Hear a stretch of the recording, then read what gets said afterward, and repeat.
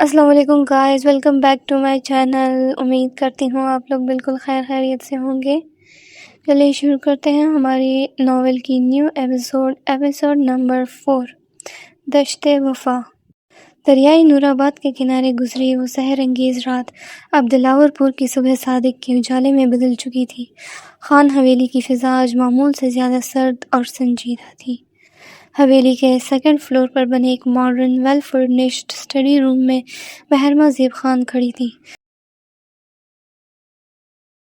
اس نے pistol pink رنگ کا ایک 3 پیس سوٹ پہن رکھا تھا۔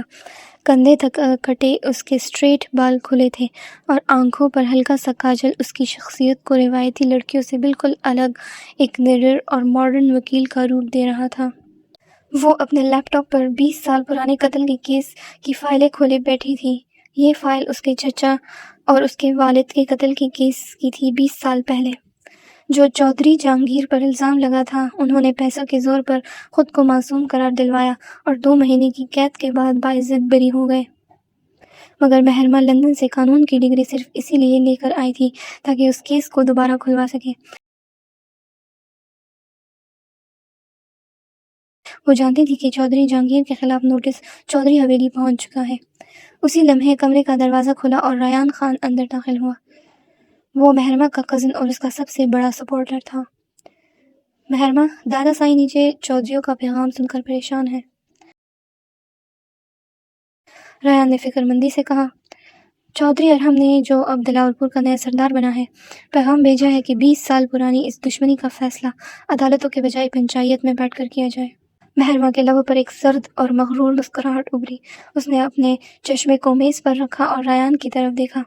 پنچایت؟ ریان، وہ چودھری ارحم سمجھتا ہے کہ وہ اپنی سرداری کے رعب سے خان حویلی کو دبا لے گا۔ محرمہ کی آواز اب ایک پڑھی لکھی خود اعتماد لڑکی کا جلال تھا۔ میرے باپ اور چچا کا خون کوئی مٹی کا کھیل نہیں ہے جو پنچایت میں چند بوڑھے بیٹھ کر طے کریں۔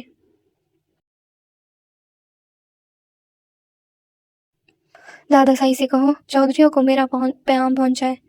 فیصلہ اب پنچایت میں نہیں بلکہ عدالت کے کٹہرے میں ثبوتوں کے ساتھ ہوگا۔ دوسری طرف چودھری حویلی کے بڑے دالان میں ارحم چودھری غصے سے ٹہل رہا تھا۔ اس کے کرتے کی آستینیں چڑھی ہوئی تھی اور مٹھیاں بھینجی ہوئی تھی۔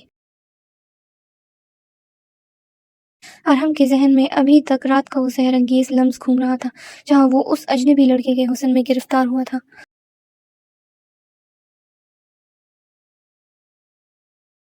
مگر صبح ہوتے ہی جب اسے پتہ چلا کہ وہ لڑکی کوئی اور نہیں بلکہ خان حویلی کی بیٹی محرمہ ہے جو ان کے خلاف قتل کا کیس دوبارہ کھول رہی ہے، تو اس کے مردانہ انا کو سخت جھٹکا لگا۔ وہ لڑکی خود کو سمجھتی کیا ہے؟ ارحم نے غصے سے تسبیح میز پر رکھی۔ ہم نے شرافت سے پنچایت کی پیشکش کی اور اس نے ہمارے پیغام کو ٹھکرا کر عدالت کا راستہ چنا۔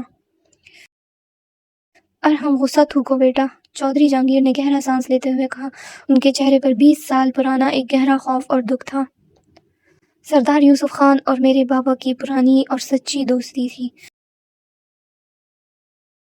ان کی اسی جگری دوستی کو رشتہ داری میں بدلنے کے لیے تمہاری ماں کی شادی مجھ سے کی گئی تھی، لیکن میں نے وہ گولی نہیں چلائی تھی ارحم۔ 20 سال پہلے جو کچھ اس رات وہاں ہوا وہ کوئی ہولناک راز ہے جس کا گواہ صرف اللہ ہے۔ اسی دالان کے ایک اندھیرے کونے میں کھڑا وجود چودھری سکندر چائے کا کپ ہاتھ میں لیے شیطانی مسکراہٹ چھپا رہا تھا۔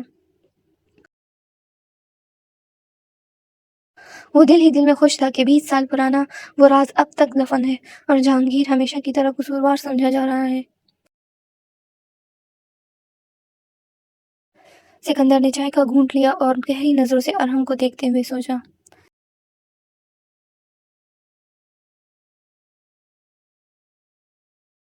کیس دوبارہ کھل رہا ہے، یہ میرے پاس ایک اور موقع ہے۔ مجھے اس محرمہ کو بھی اپنے راستے سے ہٹانا ہوگا اور اس مغرور ارحم کو بھی، تاکہ چودھریوں اور خانوں کا خون بہے، جائیداد اور سرداری پر صرف میرا قبضہ ہو جائے۔ اور اب وہ سرداری اور جائیداد حاصل کرنے کی سازشیں بن رہا تھا۔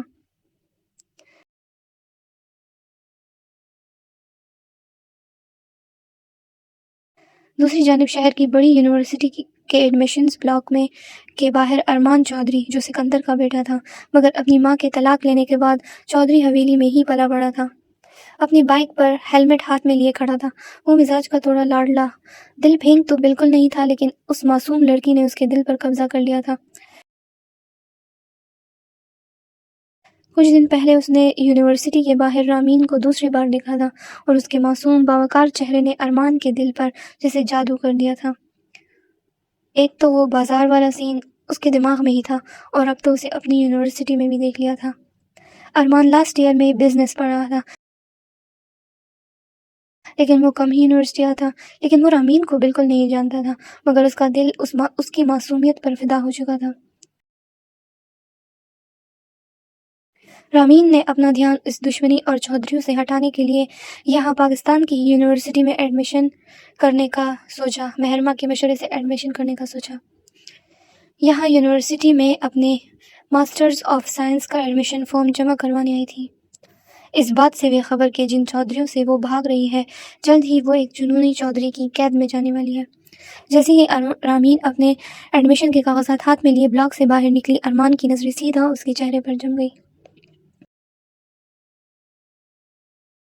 رامین نے ہلکے نیلے رنگ کا سادہ مگر خوبصورت سوٹ پہن رکھا تھا۔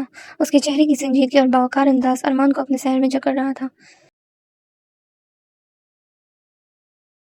رامین اپنی ہی دھن میں گاڑی کی طرف جا رہی تھی اور اس نے ارمان کو دیکھا تک نہیں، لیکن ارمان بائک سٹارٹ کر کے دور سے اسے جاتے ہوئے دیکھنے لگا۔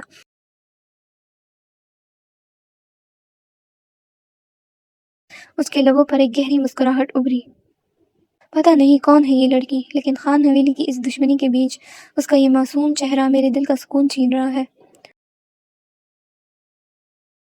ارمان نے اپنے دل میں سوچا اور بائک کا ایکسیلیٹر گھما کر وہاں سے نکل گیا، اس بات سے بالکل بے خبر کہ حویلیوں کی جنگ اب شدید ہونے والی ہے۔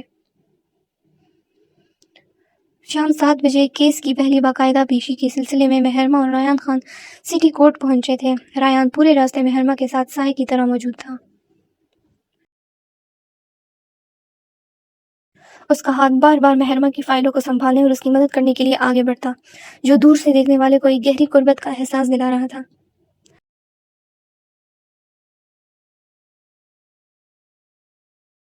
عدالت کے کوریڈور میں جب ارحم چودھری اپنے گارڈز کے ساتھ داخل ہوا تو اس کی نظریں دور کرے ریان اور مہرما پر پڑی۔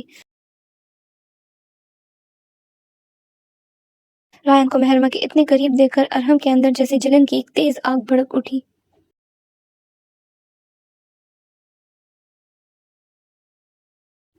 اس کے چہرے کا رنگ سرخ ہو گیا۔ اس نے اپنے گارڈز کو وہیں روکا اور اکیلا تیز قدموں سے مہرما کی طرف بڑھا۔ ریان، تم ذرا سائننگ ڈیسک تک جاؤ، میں یہی کھڑی ہوں، مہرما نے ریان سے کہا۔ ریان مسکرا کر آگے بڑھ گیا۔ جیسے ہی ریان گیا، مہرما فائلوں کو سیٹ کرنے لگی۔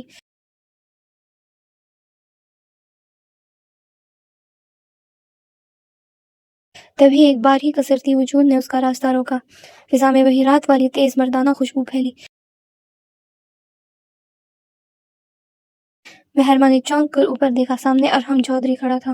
اس کی آنکھیں غصے اور ایک عجیب سی تڑپ سے جل رہی تھی۔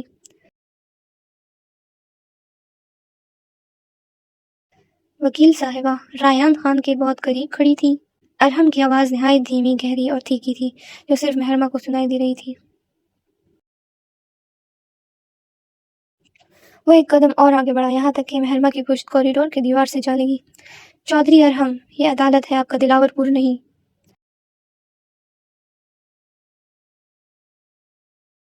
مہرما نے اپنی خود اعتماد آنکھوں سے ارحم کی آنکھوں میں جھانکا۔ اور ریان میرا کزن ہے، میں کس کے کتنا قریب کھڑی ہوتی ہوں یہ طے کرنا آپ کا کام نہیں ہے، میرا کام ہے۔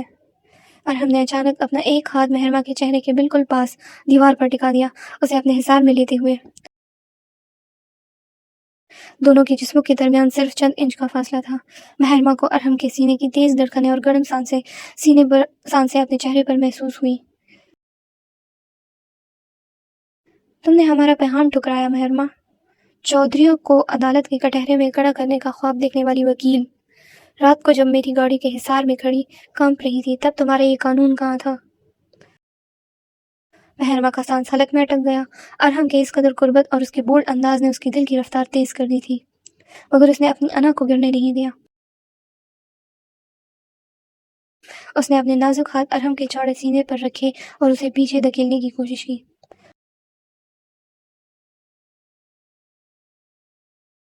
وہ رات ایک حادثہ دی چودھری، اور یہ عدالت ایک حقیقت ہے۔ میں اپنے باپ کے قاتلوں کو سزا دلا کر رہوں گی، مہرما نے دھیمی مگر مضبوط آواز میں کہا۔ ارحم نے مہرما کے سینے پر رکھے ہوئے کانپتے ہاتھوں پر اپنا مضبوط ہاتھ رکھ دیا اور انہیں اپنے سینے پر اور مضبوطی سے بھینچ لیا، بالکل رات کی طرح۔ اس کے لبوں پر ایک خطرناک مسکراہٹ ابھری۔ تو پھر چودھری ارحم کا چیلنج بھی یاد رکھنا وکیل صاحبہ، تم چودھریوں کو سزا تو دور کی بات، اس کیس کا ایک گواہ بھی عدالت تک نہیں لا پاؤ گی، کیونکہ چودھری ارحم جس چیز پر ہاتھ رکھتے وہ پھر کسی اور کی نہیں ہو سکتی۔ ارحم نے جھک کر اس کے کان کے پاس یہ سرگوشی کی، جس سے مہرما کے پورے وجود میں ایک سنسنی سی دوڑ گئی۔ اس سے پہلے کہ مہرما کچھ کہتی، ارحم نے اپنا ہاتھ ہٹایا، ریان کو دور سے آتے دیکھا اور ایک گہری نظر مہرما کے کانپتے لبوں پر ڈالتا ہوا وہاں سے نکل گیا۔ دور کھڑا سکندر کوریڈور کے ستون کے پیچھے سے یہ سب دیکھ رہا تھا۔ اس کی آنکھوں میں ایک ہولناک چمک تھی۔ اس نے ارحم کو جاتے دیکھا اور پھر مہرما پر نظر ڈالی۔ سکندر کے چہرے پر ایک بھیانک اور شیطانی مسکراہٹ ابھری۔ اس کا دماغ اب کچھ اور شیطانی پلان بنانے میں مصروف تھا۔ وہ جائیداد اور سرداری کے لیے کسی بھی حد تک جا سکتا تھا۔